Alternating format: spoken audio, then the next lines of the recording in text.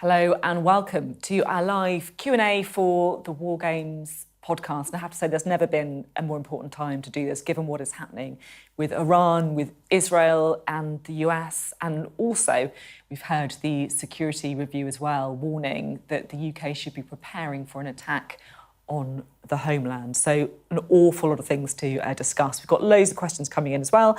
Want to introduce first the brains behind the podcast, Deborah Haynes, our security and defence editor, who's at the NATO summit today, quite fittingly. And also Dr. Rob Johnson, who's director of the Oxford Strategy, Statecraft and Technology Centre at the University of Oxford. So anyone watching, I should say, can scan the QR code right now to submit your question live. And we're going to try and rattle through as many as we can and get as many answers as you can. Before we do that, though, I did just want to ask one question to Debs for myself before we go into the viewers' ones as well. Because, look, it feels like we are at such a pivotal moment. We can see what's happening with the world, with Iran, Israel, the US, of course, getting involved in that conflict too. And today, the warnings about a potential attack on the UK. What's happened? Yeah, so the government has released a new national security strategy today. And in that document, it says that the UK needs to actively prepare for the possibility of an attack on the home front. And it says that that's something that they've got to think about for the first time in many years. And reading that, for me and for Rob, I imagine, given that it's exactly the kind of scenario that we wargamed for in the podcast, it was really chilling to see sort of reality echoes through everything that we've done in the podcast. It echoes through the lived experience now. And also in this strategy, the government's saying that they're going to start holding annual exercises for the whole of society to try to build up resilience, including around national infrastructure, but also just civil resilience and understanding of the need to be prepared for risks. So the fact the government's come out and decided to say this really underlines how they also believe that the threat is real and we need to prepare for it. I mean, this is the thing. It really does put it all into perspective. And I have to say, the podcast has been fantastic. I'll definitely urge anyone to make sure that you listen to it as well. It's called Wargames, but really these are deadly serious. And Rob, they're the kind of thing that the government would be doing anyway, right? That's absolutely right, yes. I mean, when I was briefly seconded from the University of Oxford to government, one of my jobs was actually to orchestrate war games that we could take a good look at how the UK would respond and what it would do. I think what was missing, though, in all those scenarios was really a sense of how does it feel for the public to be involved in these things? What's the public actually supposed to be doing in a crisis? And I think one of the things we've tried to do with the podcast is say, OK, look, here's what the government sort of does. Here's what a cabinet office looks like. Here's what a red cell, what the Russians will be thinking. But really, it's now down to the public. And I think I'm really hoping that the government, through this national security strategy, will start to lay out exactly how we're going to protect the British people. Yeah, I mean, this is it. And I'll be honest, I'm one of these people. I mean, I talked to Debs about it before. I feel like I'm one of the kind of peacetime generation that is a bit naive about this. Like, I find it very hard to imagine an attack on the UK. But I guess through the podcast and stuff like this, it's a reality, or a possibility at least, that we're all having to grapple with in different ways.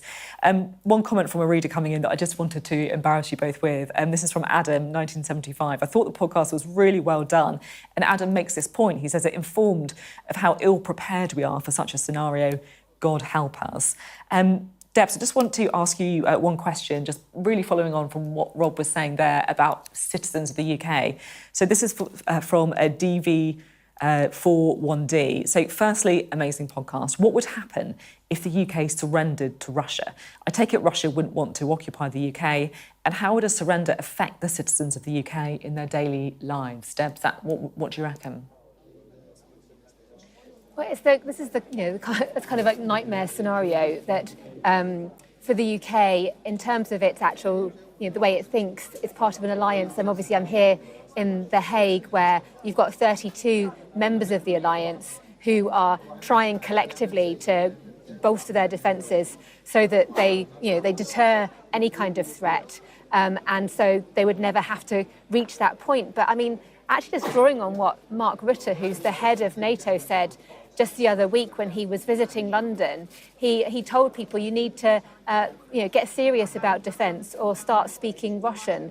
He was obviously joking a bit there, and there's no suggestion that Russia wants to come and occupy the UK, but there is a serious concern about the potential for the Russian military when it regrows and rebuilds. It's obviously suffered a lot of it's used up a huge amount of resource in its war in Ukraine and caused, of course, devastating destruction there. But the country itself is on a war footing. It's a wartime economy. It's churning out weapons quickly. It has a huge military force. And there are real warnings that you hear from NATO allies about the potential for Vladimir Putin to test Article 5, which is that collective defence treaty, and to attack one member state to see how the other allies would respond. So it's not to say that there would be a case where we'd have to surrender, but there could well be a case where our ability to fight is put to the test. You see, that's it. And how would the allies respond? Because you kind of feel insulated, if you like, by being an ally of the United States. But it's something that you explored in the podcast as well.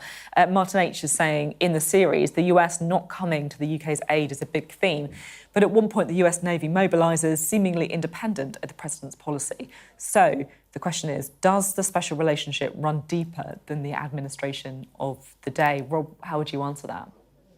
Yeah, absolutely. I mean, in a sense, when we designed the game, what I wanted to do was to sort of try and test out just the UK's own defences. And the way to do that is to sort of just take some of the kind of more unpleasant remarks made in recent months by the US administration saying, look, if you don't pay for your own defence, we're not coming. Let's take that to the logical conclusion. And we said, OK, what does it look like when the UK tries to protect itself on its own? The fact is, this is a very, very low likelihood, high impact event that we were wargaming. It's much more likely the United States would come in with us. We are very closely integrated. There's lots of things the UK does the Americans need us to do. And it works the other way around too. We are also dependent on a lot of things the Americans give us. What I would say is the kind of the takeaway point about the American administration's injunction to the UK is they want us to spend more money on defence. They want us to be more capable in our defences. No one disagrees with that in the UK. I've not met any of my friends or public, figures who've said, oh yeah, we can get away with it now on the minimalist defence we've got. Everyone knows we need to do more, and it's strength that gives you peace. So it's not a question of Britain surrendering. I'd like to see the Russians try and make us do that.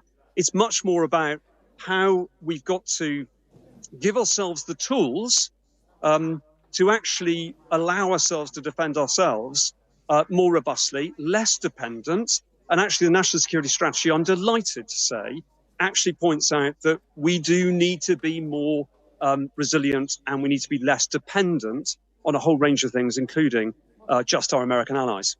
I think that's a really interesting point about strength bringing peace, because often you kind of think of like arming up being, I guess, preparing for war, when actually it could be that is the thing that is less likely to bring about war, actually. We're just continuing on the kind of US and whether or not the US would come to Britain's aid. I know you said that it was unlikely, and that's kind of picked up by Malcolm, and he's asked, were you able to factor into the game the substantial US presence at Lakenheath and at Mildenhall air bases? Even with the US showing extreme reluctance to support us, I'd find it hard to believe the US fighters would stay on the ground if Russia attacked their host nation.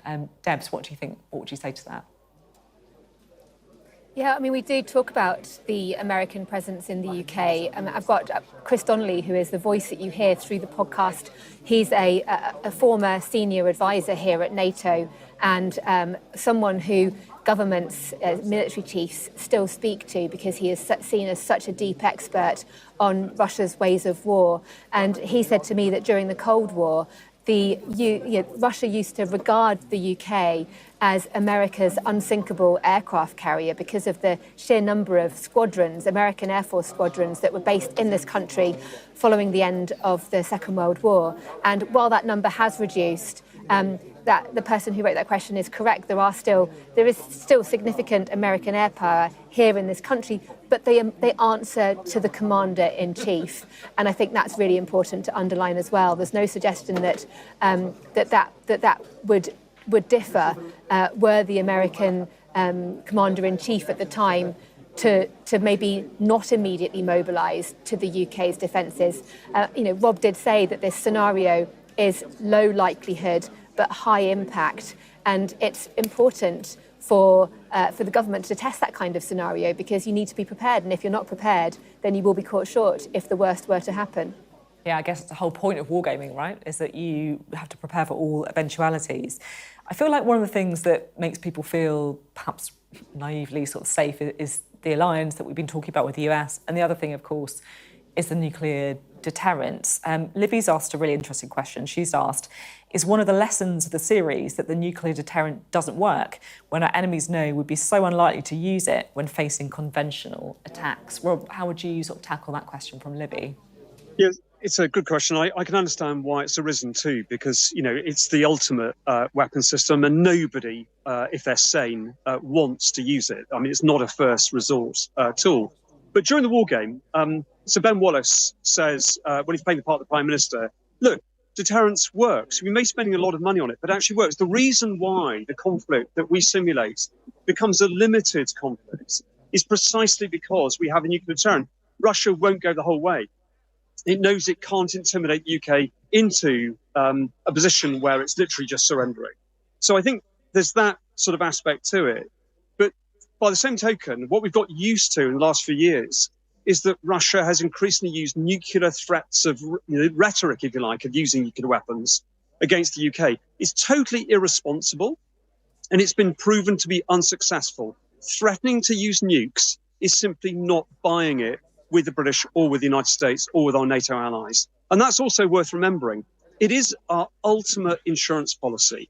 And the amazing thing is we've got young women and men under the sea today, right now, 24/7, ready to go, looking after the United Kingdom. So if there was any attempted nuclear attack, there would be an instant retaliation. And it's that threat of potential mutual destruction that stops people using nuclear weapons. Look what happened to Ukraine when it got rid of its nuclear arsenal. It was attacked by Russia conventionally. What we do need, though, and I think the war game brings out, is we need not just the nukes. We've got to have a strong conventional force. If you have that, you've got lots more options. If you give yourself a tiny, thin defence line, you're really saying all I've got left is either diplomacy of collapse or I've got to use a nuclear weapon. Let's not put ourselves in that absurd situation. Let's make sure our defences are firm and robust. That's so interesting about your point that you made there about Ukraine. Like, as soon as Ukraine gets rid of the nuclear weapons, then look what's happened. Debs, do you want to come in on nuclear weapons? Because it feels like it's such a big part of modern-day defence, doesn't it? Yeah, no, thank you. It's such an important subject, because I remember I've been a defence journalist for a long time now, and I can remember speaking to a former, he was serving at the time, military chief, who was saying to me that he absolutely supports the UK being a nuclear power. This was around the time when there was a lot of debate. There was a debate in Parliament about the renewal of our nuclear deterrent, which is held by 4 nuclear-armed submarines. And right now there's a multi-billion-pound programme to renew the submarines, the warheads and the missiles. And he was saying that he absolutely believes that the UK needs to retain its status as one of only a very few number of confirmed nuclear-armed powers in the world. But he would question that status if being a nuclear power meant that the UK eroded its conventional forces to such a level that they no longer were credible. And I think that is such, for me, seeing the war game play out and then creating this podcast series, it's really opened my eyes to exactly that risk that when you are a nuclear power, you also have a responsibility, not just with your nuclear deterrence, but also with your conventional deterrence. Because like we see in the war game, when the UK is put under huge pressure with armed attack and it looks to its conventional forces and they are shrunken to the point that they cannot conduct high-intensity warfare for a sustained period of time. And they look to their allies, and yes, again, it's a low likelihood scenario that we wargame. The allies don't immediately come to the UK's aid with their conventional forces. Then the risk of rapid escalation into a nuclear exchange suddenly becomes extraordinarily real. And one other point that I think is really interesting and worth thinking about is how in the war game, the UK actually almost used the fact that it was in this situation of having very limited options when it came to responding in a way to end the Russian aggression in the game. It used that almost to kind of pressure its allies to get off the fence and come and help. And so I think it really shows the fundamental importance when it comes to talking about deterrence of conventional forces that help then build a proper escalatory ramp that can be gone up and down in a much more controlled way. And that's what used to be the case during the Cold War, when not just the UK, but all of its European allies had much larger conventional armed forces and reserves. And it just gave governments the options to have longer time to be able to deal with threats without immediately having to escalate to the nuclear button. And sorry, one final point as well. Our deterrent itself is, it is small compared to other nuclear powers. And that was a choice that we took to make it that way. And Rob is right, we have a submarine continuously at sea providing that deterrence. But because it is so small, if the actual deterrent itself gets threatened, then our ability even to sustain the nuclear deterrent without using it also comes into question. And I think that's a really important point to talk about. This is why I love talking to you guys, because I feel like I'm learning stuff all the time. It's the question that, I didn't even think about the kind of size of the nuclear deterrent. I kind of almost think in my mind that everyone just has the same one. And then, you listen to the podcast and the different scenarios and do, interviews with you guys as well. And it's just very, very, it's really interesting, I have to say, for people who are not in this sphere 24/7. Right, let's talk about some more questions, shall we? So I love this one because it's from someone who said that they are an expat listening from afar in Australia. So really showing that this is a global audience that can tune into this, and lots of different people, of course, from different countries or living in different countries will have different perspective on it as well. So this is from the Banoffee Project. They've said, did you think about recording two different conclusions? I feel it would be beneficial to hear the two most likely scenarios played out. Maybe a little idea there for, next time there, Rob. What do you reckon? Well, it's great to hear, actually, because we had a bit of a debate about how it should end. And the decision we made was that there was no ending, because it's the public who are going to write the ending for us. It's our own citizenry who are going to say, look, I'm concerned about this, I don't feel safe, and I want something done. The amazing thing is that every time we ran a rehearsal for these sort of war games, I asked the question to all the participants, whoever they were students or whatever. I asked them the question, do you feel safe now you've been through this experience? And they all said that they did not, and they wanted to get interested in what's going on in this realm. In terms of endings, we probably will do another sort of war game like this. I'm very interested in the fact we might do a televised version. But what we did with this particular one, which is kind of strange, people think I was crazy doing this kind of war game, but it's none of the participants knew what the outcome was going to be. None of them knew what was coming at them.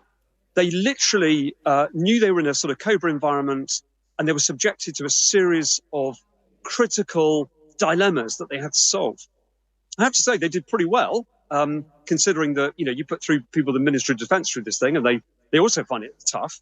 But actually, we've got to run this again, I think, because people are interested. What do I do? How would I protect myself? How do I put in my application to be PM in the new one? I'm not sure I've got the background. You might have to get elected. Might have to get elected first, and then you'll consider it. I love it, because to be fair, it is incredible the calibre of people that you've had with the experience that they've brought to the table as well. Debs, I've got a question here from Kenneth, who says, could the UK use its strengths like special forces, GCHQ, to retaliate with raids or cyber attacks? In episodes that I've heard, the response was mainly limited to Navy aerial battles, because it's a really important question, isn't it? And it does feel like it gets to the heart of the new kind of warfare that we're experiencing, Debs. Yeah, very much so. It's a really good question. And actually, in the war game, we repeat in every episode that nothing that we discuss in the game is classified. And of course, every country has its secrets. And so the scenarios and the options that are discussed in the Cobra meeting are ones that don't reveal any of our secrets. But yes, the questioner is correct. There are other means, and our players do allude to special forces and cyber activity and space activity that could be used, but we don't go into details. I mean, I don't know the details, but there are other options that can be used, and there are other different forms of warfare. We had to, because this whole series was it was created for a podcast, which is it's quite difficult to translate that into an audio form and to bring listeners in and to hold their hand and bring them into a world that we're creating. I was conscious of not wanting, and Rob and I were conscious of not wanting to throw too many different types of weapons and attacks at people, because it would become a bit confusing. But yeah, of course, there are so many different methods of attack in sort of like, it's called like sub-threshold, underneath the threshold of conventional armed conflict. Anything can be a weapon, as we've seen with the use of, sort of tweets, posts on social media, hacking and leaking of emails, using sabotage against energy infrastructure, political assassinations. There is a whole range of tools that hostile actors can use against another country, and we were just playing out a few of those scenarios. Yeah, it's a really important point about not giving away any sort of state secrets, because obviously we don't want to put the country more at risk if anyone else is watching, not just people from Australia, obviously. Right, Rob, I've got a question from Charlie, who's asked, the UK has quite a large defence sector and is capable of building ships, planes, tanks, etc. Could this not be scaled up quickly in the event of an all-out war, seeing as we're the second largest defence exporter globally after the US? What do you make of Charlie's point? That's a great question from Charlie. So thank you much indeed for raising it. You're absolutely right that, it does look like, doesn't it, that the UK is capable of all sorts of defence capabilities. I think the problem is, let me put it like this, the last time the UK actually built a main battle tank was 20 years ago, 2004. Yes, it's got a shipbuilding program. That's great, but we're building them actually quite slowly. If you look at the way the South Koreans build warships, for example, they're much, much quicker than us at doing it. And again, it comes down to money. It's like, what cash are you prepared to put into this? We've got a small air force. It's still the few, isn't it? The famous old line in 1940 about the few. It still is. And frankly, we could do with a lot more aviators in all this as well, and not just, Royal Air Force, but also the aviators that we find, operating from Royal Navy carriers. The fact is we've underinvested for a long period of time in the defence infrastructure and defence industrial base. The defence industrial base we have today is very, very small indeed. We could really, really do with a much bigger scheme. I'd like to see, for example, automated manufacturing. We have additive manufacturing tools now, modern ways of manufacturing that doesn't require the old industrial infrastructure in that way. But we could do with that. It would be amazing to see, more people going through technical education, getting apprenticeships, being part of that. I know the government wants to do it, but at the moment the scale is very, very small indeed. And I think really we've got to go quicker, which I think the government recognise, but it does come down to the money. And I think the thing that worries us all the most about the UK is that it knows what direction to go in, but it's just saying, oh, well, we're not going to spend the serious money for 10 more years. That's what the National Security Strategy appears to be saying. I don't know whether the Treasury and the Prime Minister have listened to our podcast, but I'm hoping that if they do, it'll change their minds. Yeah, I'll have to check in with them. Next time I get a minister on, I'm going to try and find out. It's interesting because I come at this from quite a political perspective with the role that I do at Sky News. And, it does really seem to me like they're just grappling with so many different things. And, you see it with the winter fuel allowance, you see it on the disability. Every time they try and make savings elsewhere, they get a rebellion and have to reverse it. And they are almost in this kind of impossible situation where the need for defence spending is so clear, and you lay it out in the podcast so clearly, but then they're up against the kind of reality in the UK of Parliament being full of people who, have got very used to that peace dividend. Debs, how do you think they should navigate it? Yeah, I mean, it's all about sort of learning and refamiliarising ourselves with the kind of situation that we had during the Cold War. So those in charge during that time had either lived through the Second World War or their parents had, and so they understood inherently the need for the kind of structures to make your society resilient, but also to make your military able to not just fight immediately that a threat emerges. In that case, it would have been from the Soviet Union, but also to sustain a fight, so to have reserves that were ready, mobilised, trained to come in behind, and then, as Rob was talking about, an industrial base that can sustain the amount of ammunition and weapons that are needed to be able to fight. And I remember when I was looking into being prepared for war, because we obviously hear people talking about we're a pre-war generation. That was what the previous government used to say. The last time the UK was a pre-war generation in the 1930s, the government started this programme of shadow factories where it used, for example, car manufacturers started to convert themselves to make Spitfire aircraft.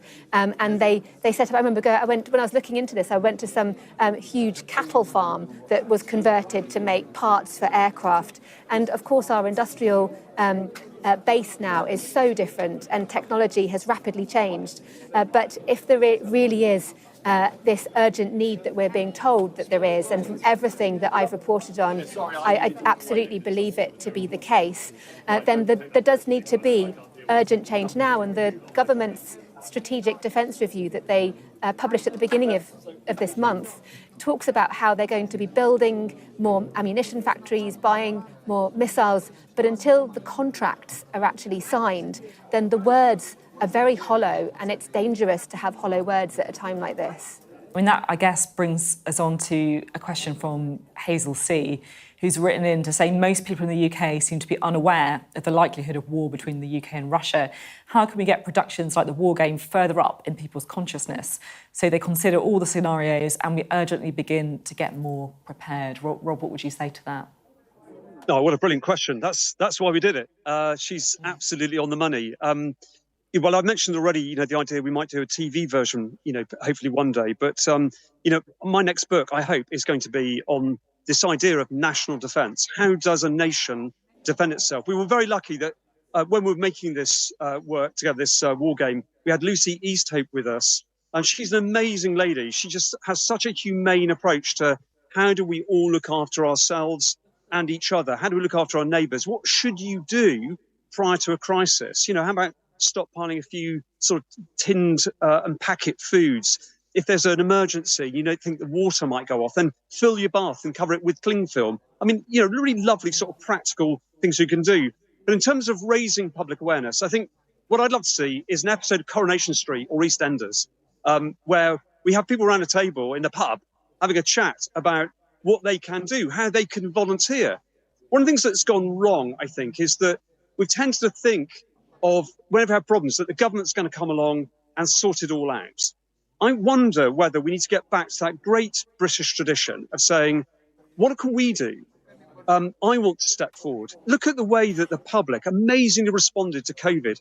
500,000 volunteers came forward when the appeal went out for assistance. And those volunteers were amazing. And so I think we've got a society that really, really wants to help, wants to do something.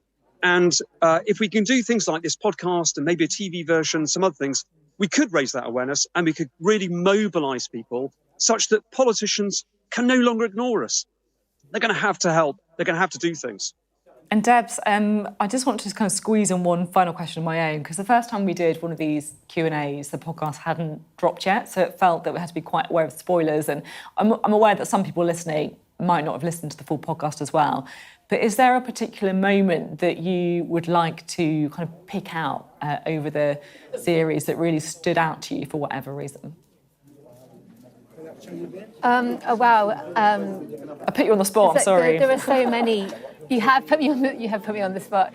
There were lots of different moments in the series that made me that just gave me goosebumps when I was going through it, because obviously I poured my heart into this because it's something that I feel so passionately about, having in my work been in war zones and also reported on the erosion of the UK's defences, our armed forces, and our sort of like our collective national memory of what it's like to be a country that is not just prepared for war, but would be able to deter threats and then respond in a crisis effectively.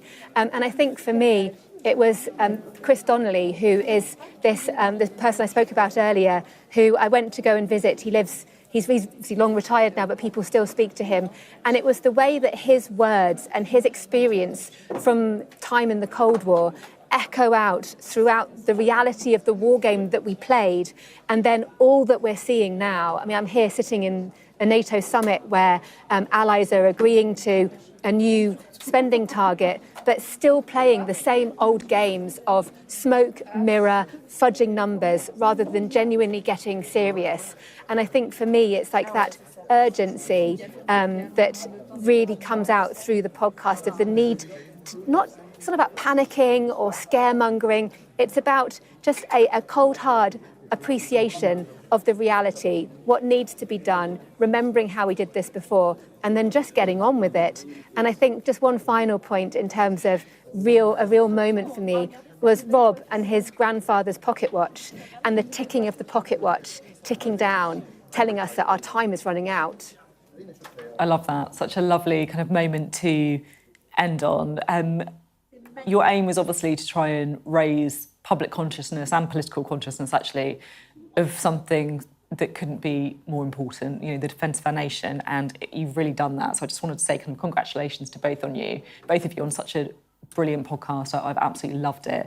And thanks as well to viewers and listeners for sending in your questions as well. It's pretty clear from the calibre of the questions how engaged people have been in the podcast as well. So that is all from us. I'm going to let you get back to NATO. Rob's in some kind of mysterious, undisclosed location, which sounds, very exciting given what we're talking about, but who knows? Thanks both very much for giving us your time. And just to finish with a reminder that you can listen to the full Wargame series wherever you enjoy your podcasts.